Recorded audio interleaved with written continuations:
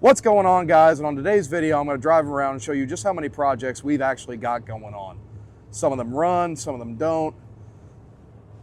Regardless though, they're all really cool and I can't wait for you guys to see them. Hope you like the video.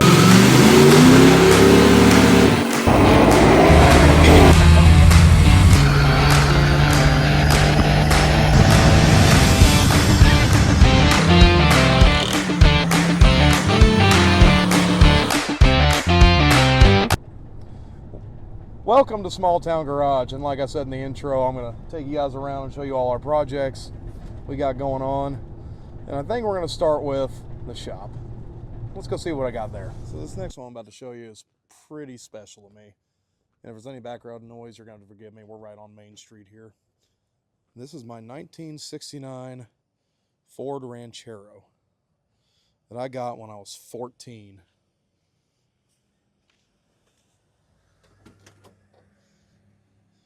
Some garbage bucket seats that I thought were so cool back in the day. Hood scoop is supposed to get on it. The dickie's sort of an inside joke. Had custom door panels made. It had an aftermarket steering wheel at one point on it. And I can't remember why, but we ended up having to change out the steering column and just never bothered with putting the aftermarket steering wheel back on.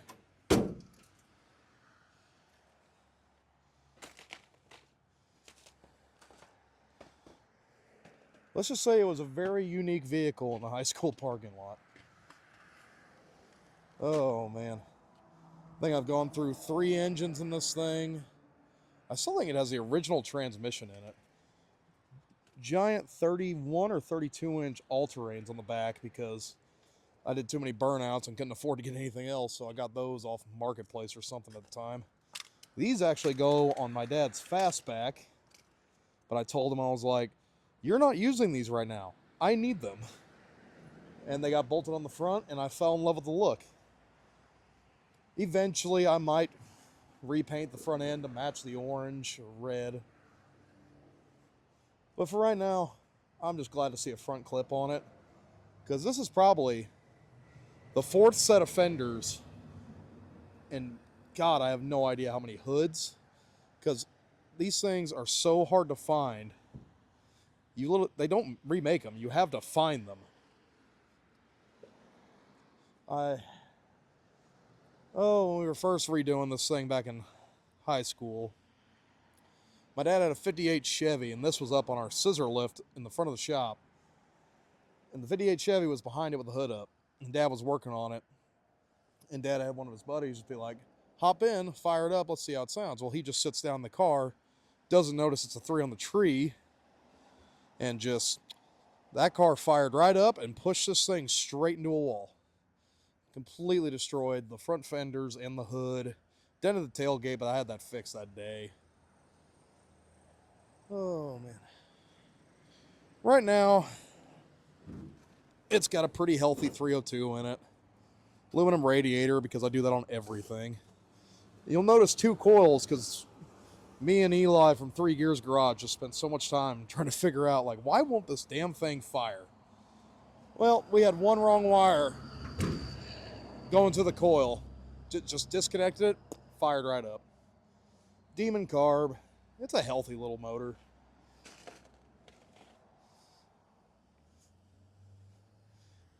I'd tell you more stories about this thing, but I really don't need to go to jail. I did some dumb stuff in this thing back in the day. Oh, there's my hood hinges for this thing. I've been looking for them. I always forget what a pain that is. Personally, I don't think it looks awful with the mismatched front end. Gives that ratty muscle cars vibe that I seem to just flock to. Everybody else hates it. I'm like, well, you can't buy it, so. Because this is one I've always swore. If you ever see a for sale sign on it, call help, because clearly there's something wrong with me. I swore I'd never get rid of this thing, because I never wanted to be that guy that regrets getting rid of his first car.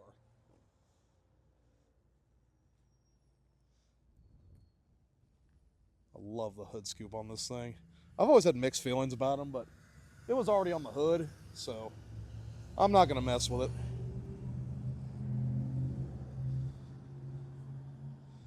Oh yeah. Back in the day, almost every vehicle I had to have the Spanky license plate on the front. But yep, that's my 1969 Ford Ranchero. My first ride. For all you truck guys out there, I don't discriminate. Here is... What's up with this door? Oh, we're probably hitting ice or something. Oh no, the building fell down. Neat. Anyway, here's my 1978 Ford F-150. I'm not going to be able to get in there to give you a better look because something's up with our door here, but it's a completely rust-free body. The bed you might have seen sitting in front of my 68 Mustang. But it's just one of those projects where fell in love with it, had to have it, got it, drove it around for a little while, and while it was still a two-wheel drive truck, went, man, I got to take this thing to the next level. Ripped it all apart, acquired the four-wheel drive frame, stripped it all down, painted it, and yes, I did paint the frame red because I thought it was so cool. But anymore, if someone made me a reasonable offer on this thing, and I have everything for it, pretty much, like here's a dash for it, I'll make someone a package deal on everything I have inside. I'm not going to get to it anytime soon, and I like it, but I'm just not crazy about it anymore. Okay, you guys should be familiar with this car if you watched my first video, but if you're not, 68 Mustang. I traded an old truck of mine for it, just because I thought if I put a little bit of work into it, it'd be a little easier to sell than a 3/4 ton 72 Ford. Running 302, not at the moment, but I had it running, pulled my temporary gas tank off of it because I'm going to pull the engine, maybe the trans too, just for simplicity. Currently putting a new roof skin on it. That was the whole basis of my first episode, was just me cutting the roof off for fun. But right now, we're getting ready to paint this hood matte black for this Mazda here that we just finished painting. Hellraisin purple. And I'm thinking I'm probably going to go white with the car just because paint's cheap. And I think it'd look pretty good with a matte black hood too. So, yeah. That might go down yet today.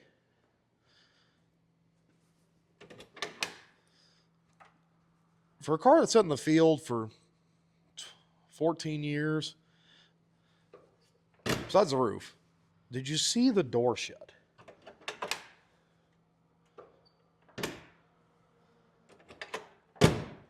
I think that's pretty decent for what she is.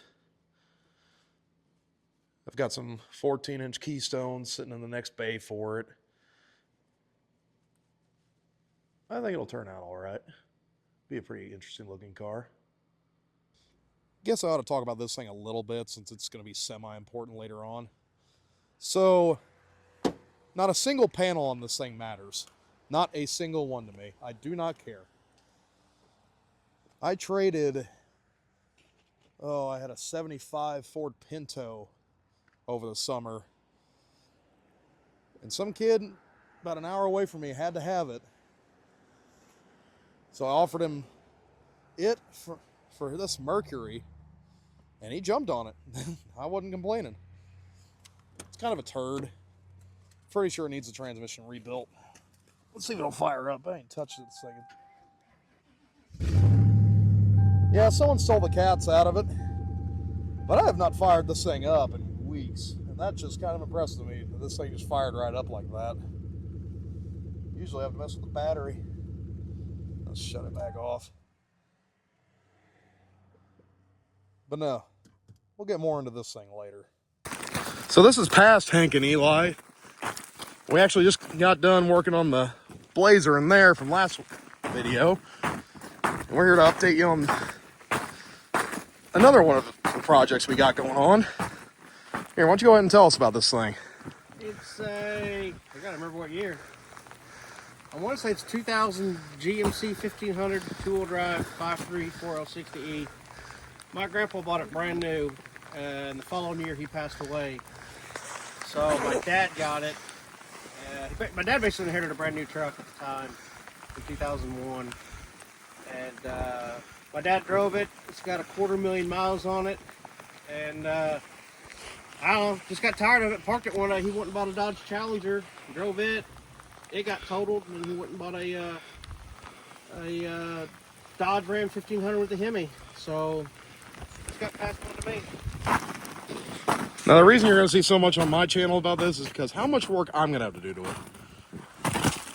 Eli makes them run and drive. I make them look decent. I mean, it looks orange peely as hell, but that's just the ice out here today. Good Lord, we might not even be able to open the door for you. Oh, got a little bit. I think this was first year for the four-door Suicide, 2000.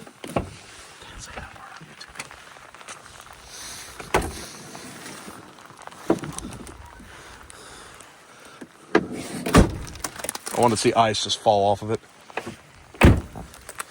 But no, I got to put some rockers in it, cab corners. What else was there? A fender, It needs hood. passenger fender, passenger door, passenger rear door. So yeah, this is the pretty side. It may or may not need a passenger bedside, or we can get it popped out and looking straight again. And what's up with the engine on it? And then the engine, I think, maybe has a blown head gasket because it won't make a full revolution, and it wasn't locked up last time I parked it, so it might have got water in the cylinder. I hope. This gives you an idea how much it snowed today. Gives a whole new meaning to the punishment we went through in the Blazer episode, which you should have watched by now.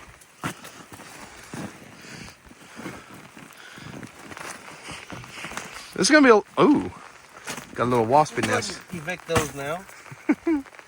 Don't know when you'll see this on the channel. Just know it's coming because this truck will never be for sale. I know, weird hearing that about an early 2000s round body, but here we are. This is the deer side, correct? Yeah, that's the deer side. It's not terrible. Ooh. The dent in the back door, I'm pretty sure I did that when I was a kid. Young Eli damage right there. It's weird seeing the roof of a truck so easily. Pretty sure this is bad. Oh no, the vent side is bad. I didn't think it was that bad. He's getting a phone call as usual. God. But yep, that's a 2000 GMC 1500. It's got me on the channel yet. Back to future Hank and Eli. Well, now we come to another one of Eli's cars. What we got here, Eli? It is a 66 Buick LeSabre four-door hardtop. Or as Derek Bieri would call it, a LeSabre. LeSabre.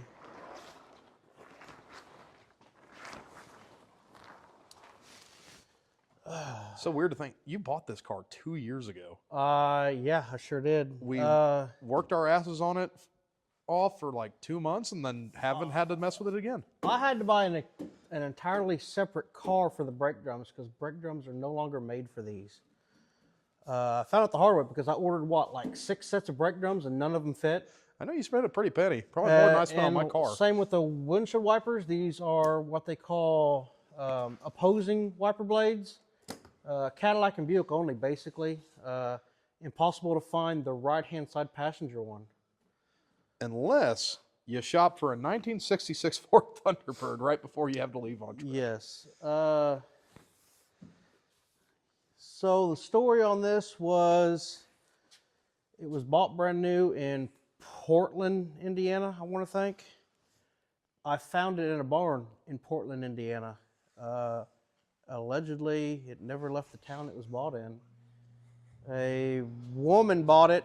I'd have to look at the original title. I want to say it was August of 1966. She bought it brand new. Never had any kids. And it's had one respray, we think, or at least a half a respray. We're guessing the body line down because... Yeah. But as far as I can tell, I think the seats have been upholstered, but I think the rest of the interior is original. I'd have to look at the mileage. It's in the 90,000s.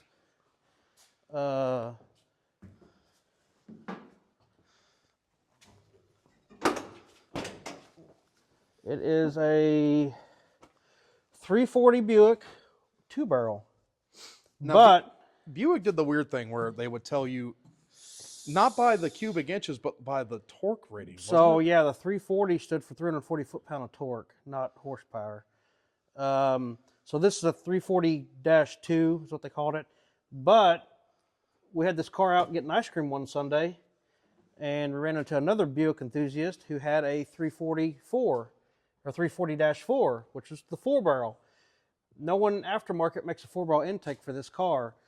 So down in the basement, I've got a 340 Buick 4-barrel intake for this car. So we can make it a 4-barrel finally. Where's that intake sitting at? Or is it in your shop? It's in my shop. Right It's now. in your shop though. Okay, the motor's downstairs, but the motor's locked up. For the price of $399, we didn't care. He got his intake manifold. The only thing we've really done to this car, aside from polishing the body, was we resprayed the engine bay, flat black. I put motor mounts on it, full exhaust. Brake lines are all new. Master cylinder's new. Power brake car, I thought was kind of odd. If you look at this on a Buick, they were optimistic in thinking Oh, and we might be able to fit a V10 in there. I mean, you could pull all the bill bolts out with an impact. We did have to put a heater core in it, and that was a job because on these cars, the blower motor is tucked inside that fender behind the hood mount, and you got to pull the inner fender out to get the heater core, the heater box out of it. And that was fun. Still easier than new cars where you have to pull the whole dash out, in my opinion. It's developed an antifreeze leak sitting here. Is that hose loose? I think, yeah, that hose loose. Oh. What gets driven less throughout the year, this or the Blazer? The Blazer gets driven less. This gets driven more, I think. I think I got you to get the Blazer out twice, maybe 3 times this year. This once. He did it twice without my influence, and I was so proud of him. We did a parts run for the Suburban with this.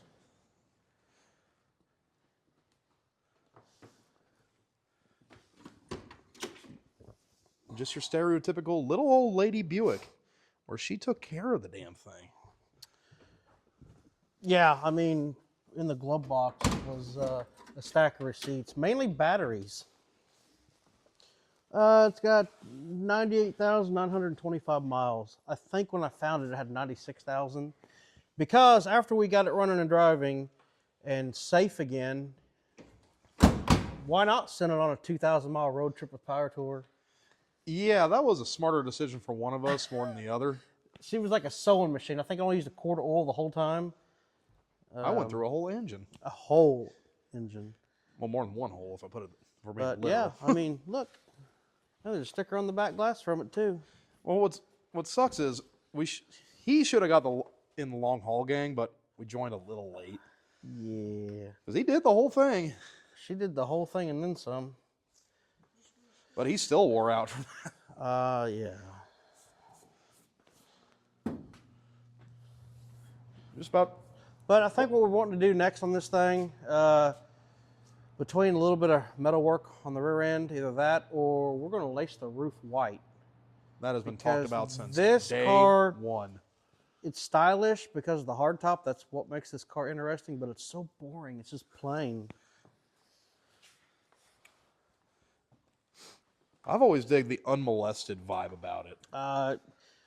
Yeah, I mean, I'm probably the first person to put, 68 Buick Electra hubcaps on a 66 Buick because I didn't like the 66 LeSabre hubcaps. We were the first people that desperate for an upgrade. Basically. Oh, I forgot about we did that, the red, white, and blue. Yeah, we got bored and grabbed some paintbrushes, some paint. A lot of the stuff we did on this car, like cosmetically, we did in a weekend. He brought it down to my shop just to wash it. Next thing you know, we're taking the hood off and we're painting the engine bay. Yeah, yeah. We took the whole front end out of the car. The original bumpers and everything just polished up so good. Just with a regular buffing compound and wool pad. Crazy. We had a full-blown ADHD weekend on this car.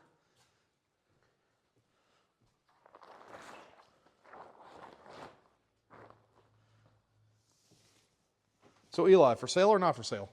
I'll trade somebody a 66 Impala straight up for it. That's how this car came to be. Dying, just marketplace, trying to find a 66 Impala. I wanted a two-door, not a coupe, or I guess it would be a two-door coupe fastback. Couldn't find it. Saw this popped up. Fell in love with the hard top.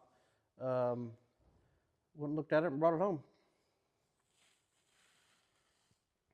There's still some more stuff we're going to be doing in this car, and that's why it's in this video, but it's really hard to tear into something that is so reliable. It really is, because when I bought that donor car, it had a running 430 big block Buick in it with a turbo 400, because this has a power glide.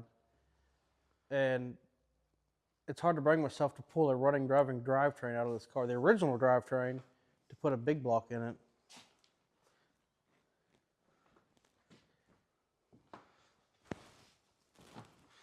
We got some footage of the donor car too from bad Snapchats years ago, and they're so funny. Yeah, that was a good time. To steer the convertible, which was his donor car, he kneeled on the hood and just reached over the windshield to steer because it was so gross in that car. Keep a lookout for that on YouTube Shorts, because that stuff was just funny. And every time I see it on my Snapchat memories, I send it to him. And I sit there for a little bit at work, laughing to myself for a little bit. That seat was so disgusting. If it tells you anything, when we pulled it out of the dude's backyard in the hood of Louisville, we didn't go under the car. We went through the trunk floor and wrapped the chain around the rear end. Yep, wrapped it around the rear axle.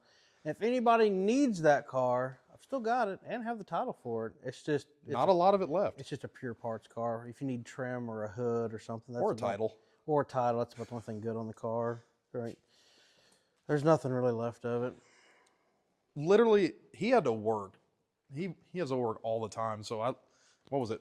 Memorial Day, Labor Day, something? I think it was one of the holidays. Yeah, I think we had something going on with crops or cattle. I don't remember what I was doing, but I didn't have time to mess with it. Regardless, though, this needed to get ready for Power Tour. He didn't have the time, so I took the day off and went down there and just went to town ripping the car apart. Every time he'd come back, I'd have a different section of the car sitting off to the side waiting for us to more or pack less. up. The exhaust from that car on this car, the hub, this brake drum off the other car. And we had to be so careful trying not to destroy it, taking it off the convertible. Yeah. Yeah. I can't remember. Did this one shatter on us or? No. One of them was missing when I got the car. I didn't know it. That's right. One of them was missing for whatever reason. Because they don't make the damn thing. Yeah, they don't make them anymore. I guess somebody else figured that out too.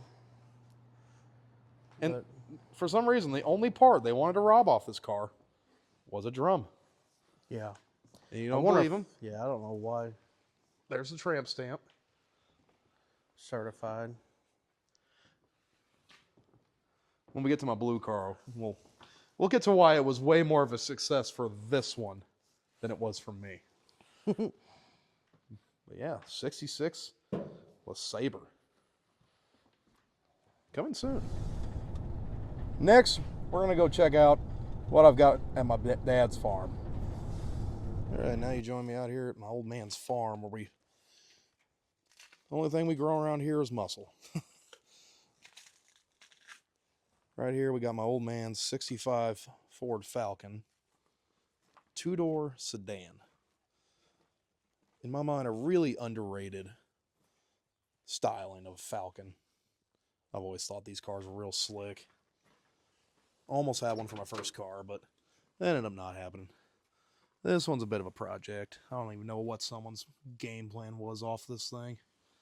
I don't know if they were building just a hot rod or plan on racing it or what, because someone's already swapped a 9-inch in the back, but left the 4-lug on the front. Let me tell you, it is hard finding tires for 13-inch wheels. I did. They're junk, but they hold air. It's got a 302 in it, and I know nothing about it except it had a brand new Collie off on it, but I stole that a while back for a truck project of mine. So I owe Dad a carburetor, but I don't know if you'll see us mess with this thing that much because the old man's actively trying to sell it. If you're in the market for a really nice 65 Falcon, two-door sedan with a 302 and 4-lug in the front, $3,500, all yours. And it's honestly really straight car. It's got a little bit of rust on the rear quarters. I don't even think the driver's side is that bad.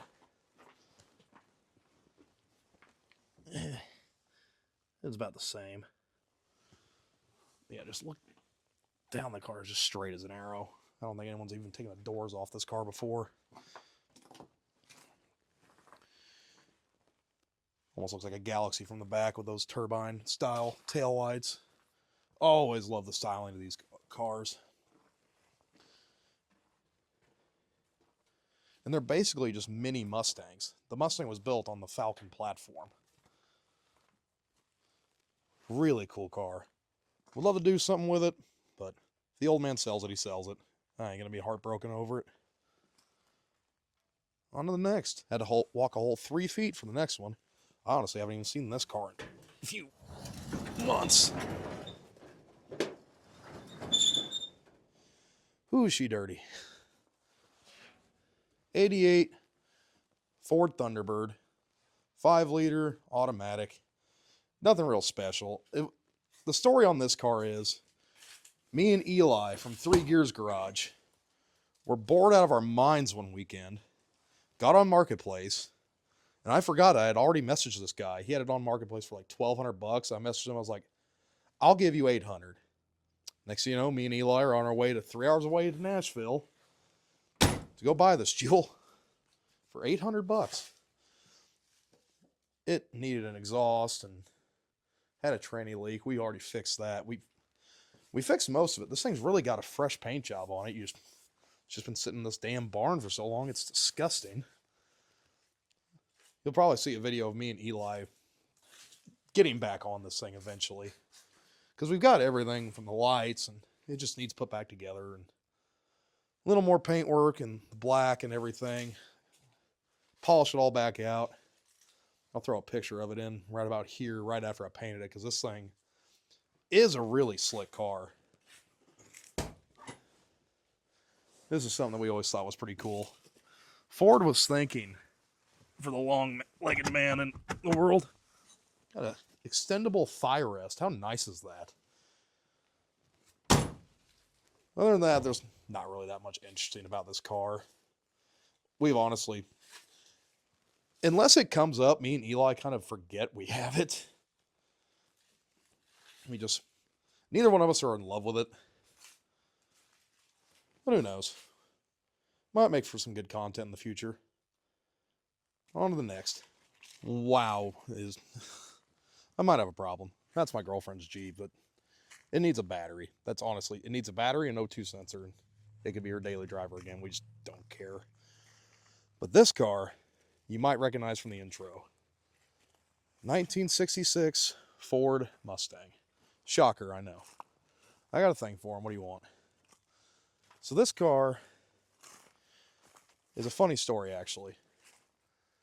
See, the day after I gave my dad the 65 Fastback, he went and bought this car in an international pickup. And I ended up driving the Mustang around a little bit with the original 6-cylinder and the 3-speed manual. And I fell in love with it. And I was like, hey, you know, I gave you that Fastback the other day? I'm keeping this. Trust me, he got the way better end of the deal. Nobody else would have wanted this damn thing. And I drove it around that whole summer with the original 206-cylinder, making maybe 30 horsepower, and the 3-speed in it. I know what you're thinking. That's not a 3-speed. That's an automatic. Well, you see about that. Like how we took Eli's Buick on Hot Rod Power Tour, I took this. There's where Kevin and Mook stamped me. And I drove this car with the 6-cylinder in it. from southern Indiana here, all back roads, to, God, what was the first stop? Here it says it on the sticker. Hampton, Georgia. It was about, Google said it was supposed to be about a 9-hour drive. Yeah, we made it in 13. Just setting records. Made it to day one just fine. Well, had to stop and flush the radiator on the side of the highway. God, what else was there? I think the drive down there wasn't that eventful. It was just long and hot. But made it down there. This car averaged 26 miles per gallon with the 6-cylinder in it. It blew my mind. We made it down there, made it to day one of the show. Thought it was great. Made it back to the hotel, no problem. Day two comes around, and this is where stuff starts getting interesting. See, I already put a new aluminum radiator in this car, put an electric fan on it, didn't put a shroud. That's not what killed me. The original 6-cylinder was so packed full of rust, it just kept constantly clogging and clogging and clogging the radiator. And the oil pressure gauge kept dipping and dipping and dipping. Until it finally got to the point, I think I was in South Carolina, when I finally said, okay, I'm done. And I pretty much just stopped the car, let it cool down as much as possible. I let Eli go on his way, didn't try to make him feel bad about it or anything. Just in my jacket here, it's cold. It's like 4 degrees here. But I ended up throwing the heaviest diesel oil I could in this thing, and it made it another 100 miles with no oil pressure. Hood ratchet strapped to the roof, full-blown roadkill style. Before, inevitably, in North Carolina, the engine just had enough, and it just threw parts out of the oil pan on the side of the interstate. Luckily, my insurance paid for a tow to the closest hotel. My dad came and picked me up with a trailer. And honestly, if it went middle of the night and if I had the title with me, I would have just left it somewhere. God, that was just so rough. But the day we got back with this car, I took the whole week off of work. I was like, because I was planning on being on power tour. But the day I got back, which was Wednesday, mind you, I had the 200 pulled out, 3-speed pulled out, just yanked them out and threw them on the shop floor. Because, can't open the hood right now, but I had a 302 sitting around I just got from a guy that was just trying to clear out his garage. And it runs really good, as you may have seen in the intro. And I drove it around for, about 2 months, just putting around, testing, tuning. Until finally I was trying to do a donut in it, and I think I popped a tranny line off. You can see the killer side pipes I made for this thing. Yeah, I'm not an exhaust guy, leave me alone. But I actually made these out of stainless bed rails. You know those chrome rails you see on the top of pickup beds? Yeah, that's what those are. Cut the mounts off of them, cut the end off and turned it. And it made for a really awesome set of side pipes. I'll try and find the clip of it running. I need to make rear mounts for them so they actually sit where I want them to sit, but this side went a lot better. But it actually sounded really good. Then the spoiler, I made that just out of our signboard material. The mounts are just self-tappers.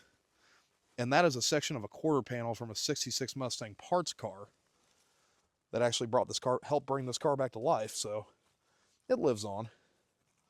But yeah, this car, you'll definitely see more of it on the channel just because it's not really worth anything. I mean, if someone brought me $4,500 for it, they could have it, but and penny less and I'll just keep it. I like this car too much. Made really good memories in it. And just, it's costing me nothing for it to sit here.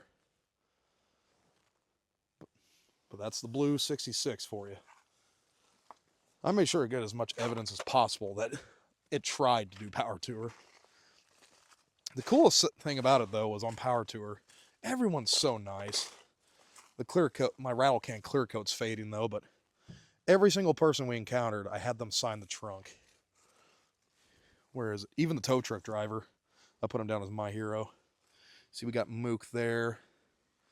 Isaac from Isaac's Garage. Who else was there? I I don't know where Kevin signed it. Kevin's on here somewhere. That was a guy with a really bitchin' Dodge pickup with a late model Hemi in it. It was just such a good time. I'd love to do Power Tour again. Be awesome to revive this car and actually try again in it, but I make no promises. I'm a busy guy. All right, let's move on to the next one. Since this thing's so cool anyway, I'll go ahead and mention it. This is another 69 Ranchero that we were doing a job in Gatlinburg, Tennessee. We were down overnight. So at the hotel room, sure enough, I think I'll search Ranchero on Marketplace. First thing that popped up was this for $1,000. Now the front clip of it is actually on my first Ranchero that's at the shop. That's where it's got the mailbox scoop and everything, because this thing was somebody's baby at one point. If you see this and recognize it, please let me know, because I'd love to see some of the history on this thing. Because this is like the cleanest, probably the second cleanest Ranchero we've ever had. And we stripped it for parts. And it doesn't have a title or anything. Didn't have an engine or trans. It was just a Ranchero shell. Here's something. When was the last time you seen an aftermarket rear window heater? I remember seeing that and going, that's crazy. Got to steer it with a vice grip, so that was funny. Yeah, this thing was in really good shape. I'm still planning on cutting the bed sides out of it, whether it be used on Torino or my Ranchero. I don't know yet. I'm just a chill guy. It's got a mint tailgate on it. My dad wants to steal for his.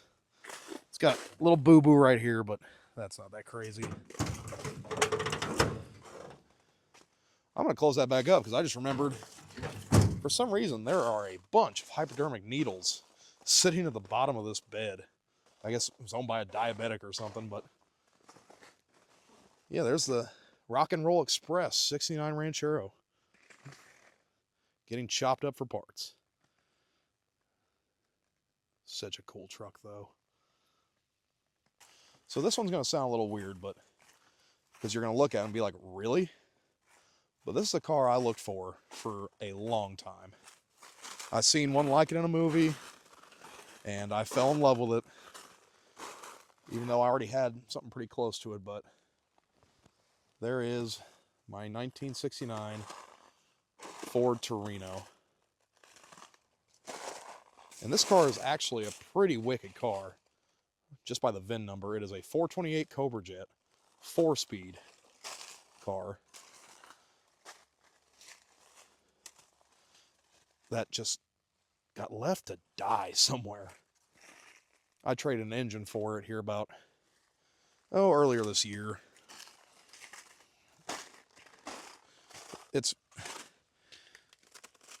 It's a lot worse than it looks, believe it or not. And it looks pretty bad. Like, you can't steer the wheel because the frame is gone in the front.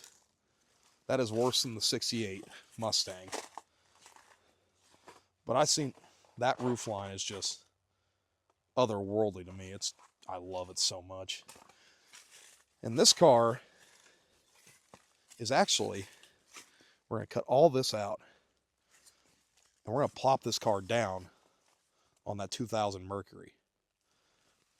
I know, it's going to be the complete wrong engine to have in it. I'm sure there's going to be someone out there like, oh, you need to restore that thing back to factory. That is never going to happen to this car. As you can see, it is just gone. We jacked up the rear end to put these wheels on it. Yeah, the leaf spring started going through the floor. There is nothing left of the underneath of this car.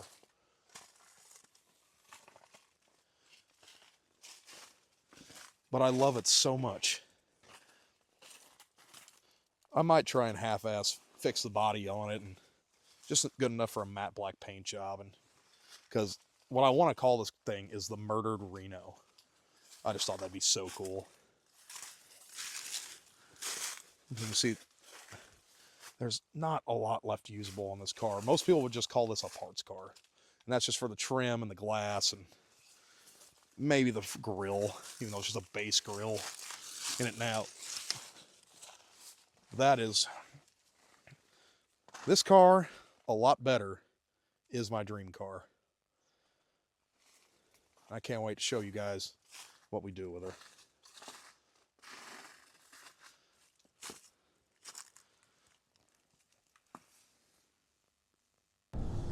And last but not least, we're gonna go stop by my house and show you guys what I keep closest to me. First off at the homestead, we've got my 2014 Mustang GT. Probably my most favorite car to drive. This thing is just therapy to me whenever I can get to get it out. It's been, oh God, it's in about 2 months, it'll have officially been a year since I drove this car. Clutch pedal broke on me a few months back, and I just haven't had the time or the will to mess with it. You know, it's not like I don't have enough projects.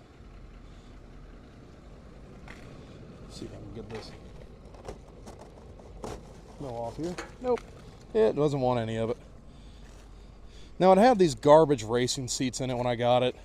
I hated them. Every time I took off in the car, I'm not sure if you could tell, I'm a big guy, and it would lean back into the back seat anytime I'd launch it. So I traded those for a factory red interior, front and back. Now the driver's seat needs a little love. Passenger seat's in pretty good shape. Door panels, it's pretty common on this body style Mustang.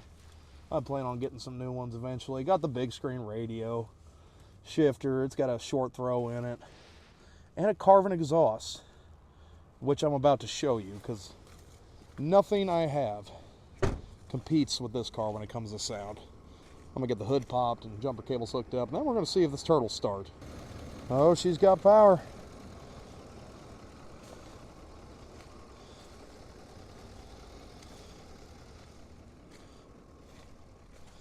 Let me get the mic off here and set the camera up because I don't need my mic on for you guys to witness this. Go figure, I forgot my tripod at the shop.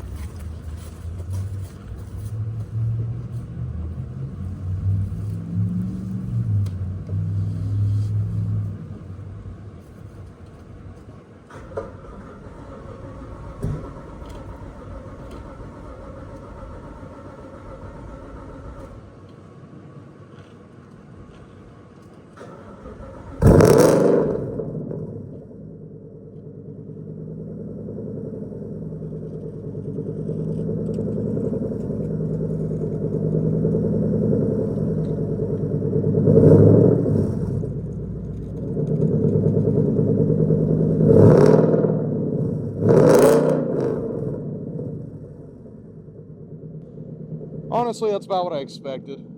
She's been sitting for about a year.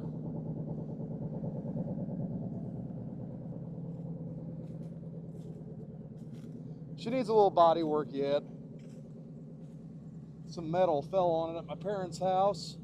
That's been like that since I bought the damn thing. And I really need to get my wheels back. These are actually my buddy's wheels. We swapped them out just to see what they look like, and well, that was probably the last time I ever came close to driving the car. It's good to hear it run again though.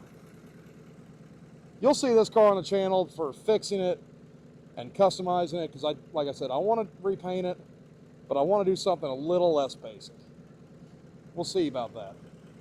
Let's get on to the next one. And last but not least, we come to my personal favorite. 2019 Honda Civic. Just kidding, that's my girlfriend's car. It's actually old Cherry Baby over here. Named after my dad's first car, which was a 1966 Ford Mustang. Shocker. But if you're ever wondering why I'm so addicted to Mustangs, why is that most of my content? This car would be why. It was originally a deluxe pony interior car. This was green and white and ugh. So we had these custom made by TMI, the black and red in there. It's actually got the original steering wheel in it yet. We've actually had to put a new button on it, but I don't care. It looks cool. This car is an absolute mess right now because it's just been sitting in the garage collecting dust all winter. Mach 1 spoiler, because I built a model car of this car right before we got done building it. And I had a Mach 1 spoiler sitting around for some reason, so I threw it on the model. Next thing you know, package from Kentucky Mustang shows up. My dad actually ordered one of these because we both fell in love with how it looked in the car. Some Riddler wheels we picked up at a swap meet a couple years back because we just got tired of seeing it on 14s. A little nerdy. Under the hood, I'll see if I can do this one-handed. I can't. It takes two. Just the original 289, 351 head, 351 cam, nickel-plated headers. Actually put power disc brakes on the front of this car, which I'm not totally impressed with just yet. I honestly thought the drums worked better, but they're on there now and they're not going anywhere. Aluminum radiator, because it overheated on me one time, and I was like, yep, that's enough of that.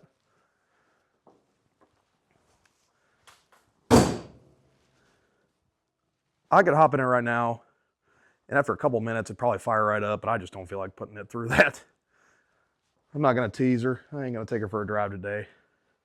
Probably wouldn't even make it out of the driveway. But whenever we did this car, every single panel on it got replaced. Fenders, hood, doors, quarter panels, trunk lid. Pretty much everything. The only original sheet metal on the car, my dad likes to say, is the roof and the floorboard. So that's pretty accurate. There's that original Deluxe Pony interior steering wheel. You can tell by how it's worn. The electrical tape. I don't care. I love driving this car. I wouldn't change that steering wheel out for nothing.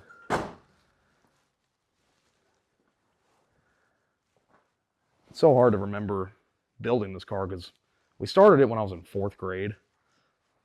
And that's how this car just became.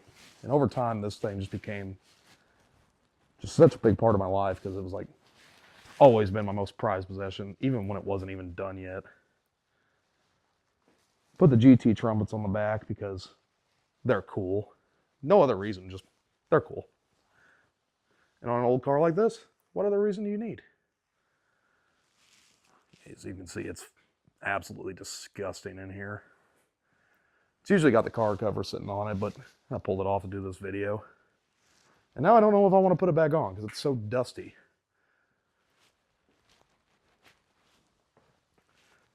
But yeah, if you're ever wondering why most of my videos are going to be about Mustangs, thank my dad and thank this car because they made me fall in love with them.